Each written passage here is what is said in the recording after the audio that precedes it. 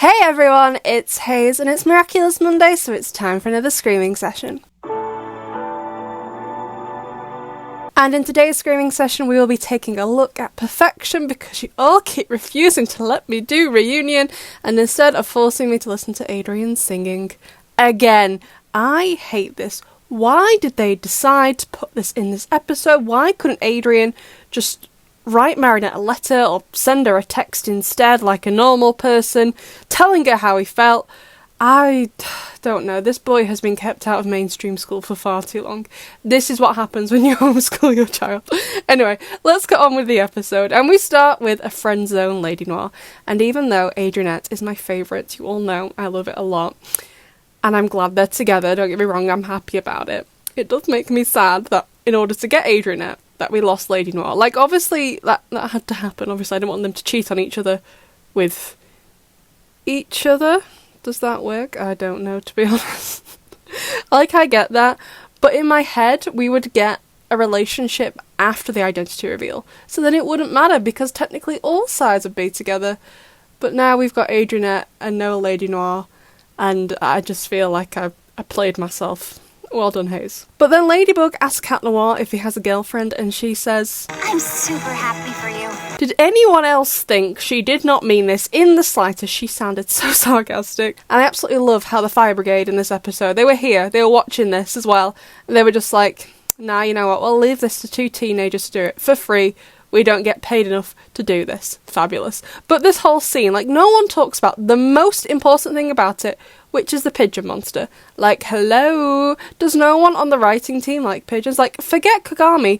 I would have done the whole episode around this Akuma villain. It's amazing. So, Marinette is talking to Alia, and then Kagami rings, and Marinette says, Kagami! Oh no, she did everything she could to bring Adrian and me together. Did she, though? Did she really try her hardest? Don't get me wrong, I think the double date and determination was a great idea. I'm glad Kagami and Luca did it. But are we really saying Kagami tried her hardest, her absolute hardest? I feel like she could have done more to, you know, deserve that title. But because she really didn't try her hardest, I don't particularly think Kagami will care if you haven't told Adrian how you feel yet. And this is the whole excuse for the episode. They really should have gone with the pigeon thing. I was ready for Mr. Pigeon 96, like, come on, where is it? So honestly, the best thing about this episode is that during this whole scene, Alia stands there like a sim, waiting to be told what to do. Like, how would you not burst out laughing when Marinette acts like this in front of you? So, back to the world's most intrusive friends. They built this whole set so they could watch Adrianette hold hands. A bit weird, okay, I admire the dedication to the ship. And as a result, Nathaniel almost pokes himself in the eye with a pencil as karma. Congrats, mate. Thank you, yeah. I also love the look of absolute pain on Zoe's face and how Rose looks dead on the inside. Now we match.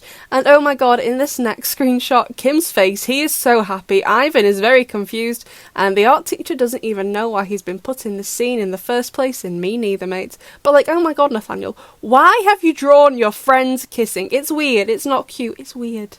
But I guess it's okay because Julica is heavily invested in Rose's shoulders. Dear God, that gaze is intense, Julica. But if you wanted Adrian and Marinette to ice skate, you should have brought Luca for this episode, to be honest. He is great at making Adrian feel jealous, but only if it's in relation to ice skating rinks. Otherwise, Adrian really doesn't seem to care that much.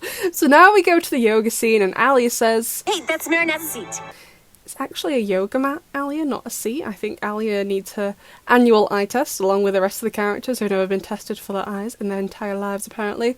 Although why the class are even doing yoga in the first place is beyond me.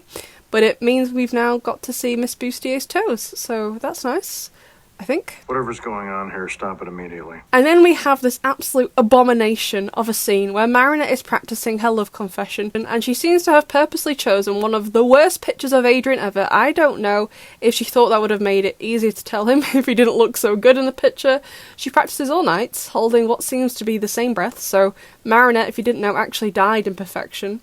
Sad but true, all scenes of Marinette after this were of ghost Marinette, and none of the characters have noticed yet, including Marinette herself.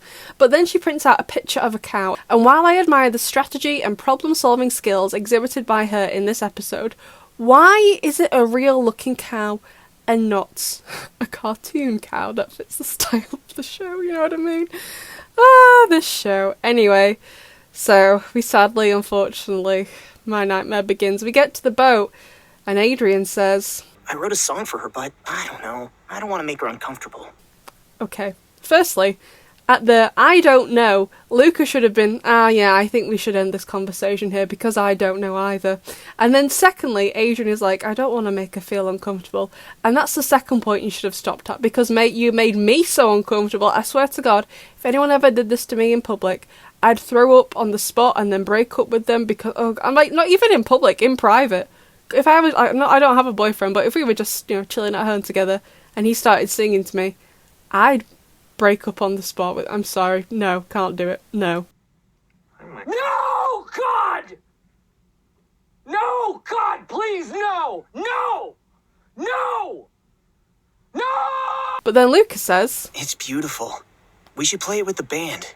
and that's when I went to start crying. Adrian, you wrote a song for Marinette? Yeah, he unfortunately did, Rose. Like, look how alarmed Nino is by the news. That is a visual representation of how the song makes me feel, and it's not even started yet. So Marinette goes to practice her love confession and leaves the cow taped in the kitchen for Luca. What a spectacular breakup present. So then the song starts, and I'm gonna throw up. And Marinette says, Adrian sings? yeah, no, he doesn't. That's the problem. Like, did anyone else want to die during this entire scene? The only good part was the dolphin. A dolphin. Dolphin! Luca looks like he was high during the whole thing. Like, what is the shot? Who directed this whole thing? Whose idea was this? How did any of the voice actors in any language get through this without having a mental breakdown? Plus, as well, only just noticed, the boat is right next to Chloe's hotel. So she probably heard the whole thing too. She's probably traumatised as well. Great. But after absolutely everyone being put through that trauma that someone absolutely should be fired for, Marinette just blurts out, I need the moo! Be right back! Was it my song? absolutely it was, I'd run off too. So Kagami gets inadvertently pushed away and ends up on the phone to Lila, and it's still never been explained how these two became friends, so I guess we'll just never know. Okay then.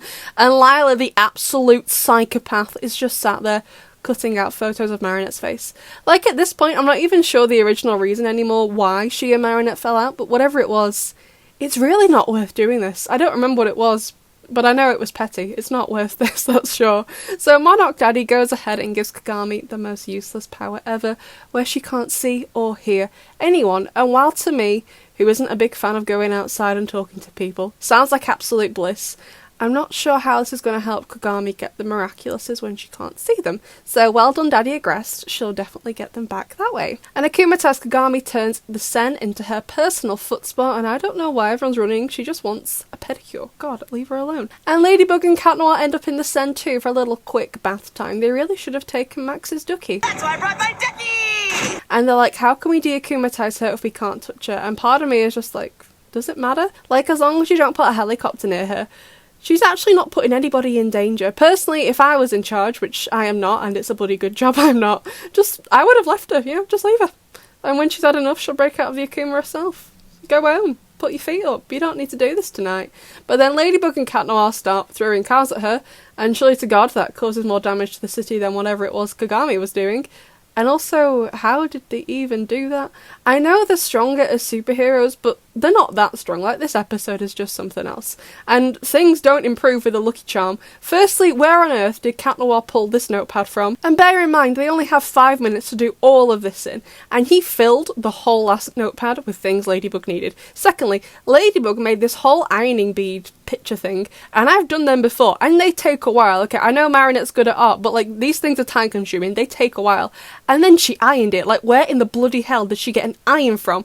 And then Cat Noir and So Clean show up, and Cat Noir is driving?